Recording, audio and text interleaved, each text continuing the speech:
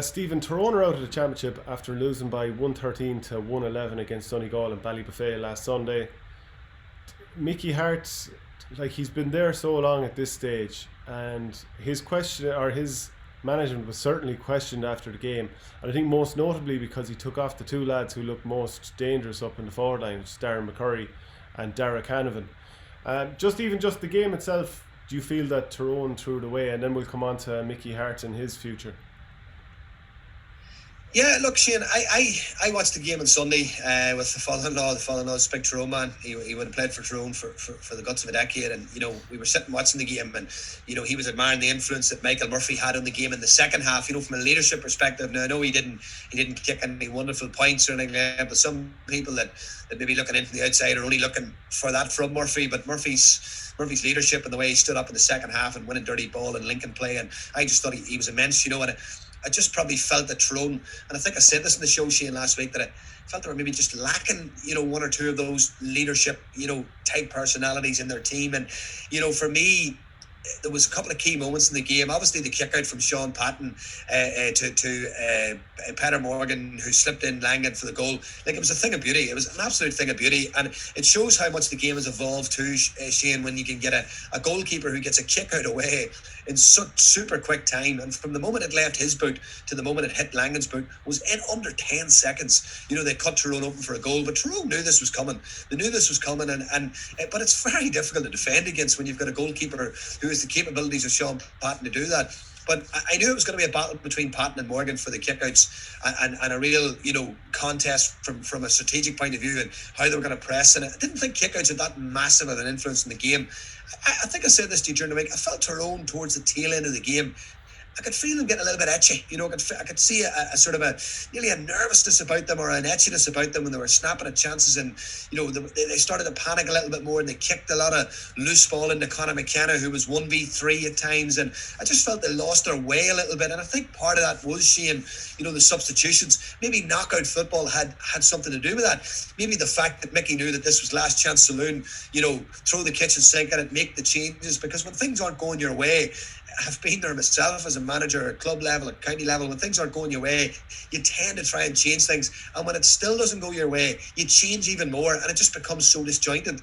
And I just felt that Donegal just showed a little bit more control, a little bit more guile. They were a little bit more patient, and listen, Oisín Gallen, scored a brilliant point. He came off the bench, scored a brilliant point for Donegal towards the end, which more or less nailed it for them. But for me at the weekend, the conditions obviously didn't help the game, Shane. Didn't help the game whatsoever. But, the start Tyrone got 5-1 up. Like, I actually couldn't see any other winner. I just thought Tyrone are a great team at retaining the ball. Their ball retention, I've always admired Tyrone's ball retention because they're obviously very, very well drilled, very well trained. And I just felt this could be a day for Tyrone conditions-wise. But listen, look, hats off to Donegal. It was always going to be a titanic battle. And it's a pity, Shane. It's a pity that Tyrone are gone because, to be honest with you, when you look at the National League over the last number of years, for me, there's a top four. There's a top four. I think Dublin, Kerry, Tyrone are there. You could argue who the fourth one is. I wouldn't even put the Connacht size into it. I would probably go as far as saying Donegal, and I would say that's maybe your top four, and then there's another four, and Mayo's obviously in there, Galway's obviously in there, you could argue Monaghan's in there as well. But I just feel that we've now lost at one of the big guns now. Now is Donegal's opportunity. Can Donegal now push on? That's the big question. Can they really push on?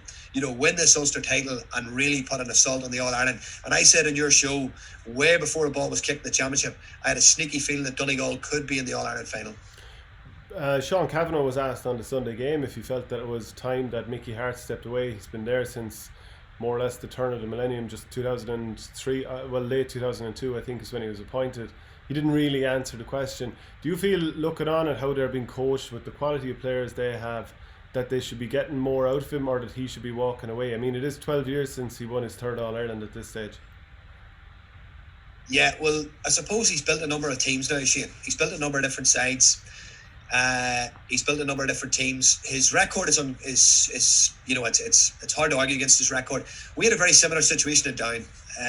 Pete McGrath obviously stayed right up until 2001, 2002, and at that stage the apathy for Pete had probably gone from a lot of people, and he decided it was time to go. It's very, very difficult for people to leave that behind. It's very difficult for people to step away when it's ingrained in them, when they've had success. Pete won an All-Ireland in 91 and 94, which is absolutely, it's the last time we've probably had any success whatsoever. And, his record was unquestionably, it was the best, that any manager had ever had with Down. But there comes a time when you probably need to know, look, you've done enough, the players then... I've yet to see anyone really come out player-wise, even to come out in a negative sense about him, which interests me. But I suppose without wishing about him, players are afraid to say anything in the modern world. Current players and ex-players don't want to. Like they would have soldiered with him, so they don't necessarily want to slate him. Yeah, well, the one thing I would say, Shane, if we look over the last number of years, Dublin have been extremely dominant in this country. Okay, Dublin have been head and shoulders better than everybody else. But if you go back to 2017. Tyrone were beaten in an All-Ireland semi-final by Dublin. In 2018, they were beaten in an All-Ireland final by Dublin.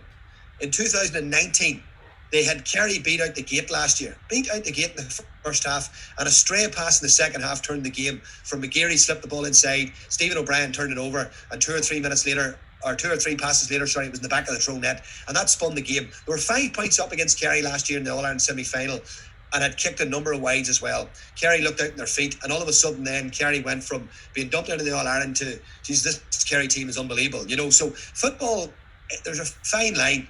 What is success? If success in Tyrone is only winning All-Irelands, then obviously Mickey hasn't been successful. But if you actually look at the last 3 years, I can tell you now, as a Down man, I would swap with them. I would happily take 2 All-Ireland semi-finals and an All-Ireland final, under the current management. So I just think sometimes we can be very, very quick to say he has to go. For me, would a change help Tyrone right now? I'm going to say probably yes, I think it would. And I think a change for everyone, I think it would give everyone a freshness, give everyone a boost, give everyone a lift. He's been there a long time. He owes the county absolutely nothing. He's been a remarkable manager, probably one of the greatest managers of all time, because he has overseen so many different, what I would call, evolutions in the game as well, Shane, and we talked about his matchups, we talked about some of his strategic plays that he's employed in the past and things like that as well. Plus as well, Shane, and I think it would be unfair not to mention this, he's overseen his fair bit of tragedy too. He's been involved in a lot of personal tragedies, a lot of tragedies within the squad as well. Even go back to Paul McGurr and Cormac McAnally, his own daughter and stuff. And that is not easy for any individual. It's not easy for any individual even to hold that together and still manage a football team and still manage at the highest level. And I think he deserves a serious amount of respect for that. And I think, someone made the point at the weekend, or I think it might have been Andy McGinley or someone, one of the articles, like, Mickey will go when Mickey wants to go, and I think that's what's going to come out of Tyrone now, is that it'll be his decision when he goes, and no one else's really. But I think now, after 17 years in the group of players that they have coming through, I think maybe a freshness within the management team, I think would maybe help Tyrone. And do you think that are Tyrone playing as modern a type of football as they can? Because sometimes you look at other counties hurling their football and you think, geez, they have good players, and if only they had manager X, they'd probably play a style that suits them a little bit more. So the question is, are they somewhat stuck in the past, or are his tactics as cutting edge as they can be? Well, you see, it's very difficult, Shane, because Ulster football is so attritional. So if you go in Ulster football and play really expansive and really open, you're probably going to get chinned, and that's the problem. Like I said before, I would love to see Dublin going to Ballybuffet in the first round of the championship rather than Mullingar, with all due respect to Westmeath. It'll be double figures at the weekend, let's be honest. So, like, you would love to see some of these other counties who, even Kerry, send Kerry up to Ballybuffet on a wet Sunday at the end of May or the start of May, and see how they get on. And I just think that people sometimes don't appreciate how difficult and how attritional Ulster is. Ulster has always been very parochial, Shane. It's always been very, the football is it's do or die. There's a lot of passion, there's a lot of heart in it, and I think that to play a certain way in Ulster, if you play a certain way in Ulster, you will ultimately get success. And I think we're probably a wee bit harsh on them as well, because some of the football Tyrone do play at times is very, very good, but they're probably just a little too systematic at the minute. They're maybe just not playing enough they're maybe not just playing freely enough. And I do feel that when you watch Tyrone club football and you look at some of the games in Tyrone club football, like some of the scores or some of the football that's played is absolutely excellent, and there is serious forwards in Tyrone. And I suppose maybe it is a question of evolving and developing a little bit more. But then the flip side of it is, and you listen to McGuinness the other day chatting, football teams are starting to evolve now. The game is starting to change. Most teams are now pressing opposition's kickouts. There is more of an intensity to press the ball. There is less of what you would probably call, real deep line defenses now. It's more higher middle third presses. It's more man to man, and I do feel that football generally is starting to evolve. And I seen signs of it, Shane, when Tyrone played Mayo. I did see signs of it, and I would love to have seen them get out of Ballybuffet and see if that football that they played against Mayo could have evolved a little bit more. But unfortunately, we're not going to get to see that now.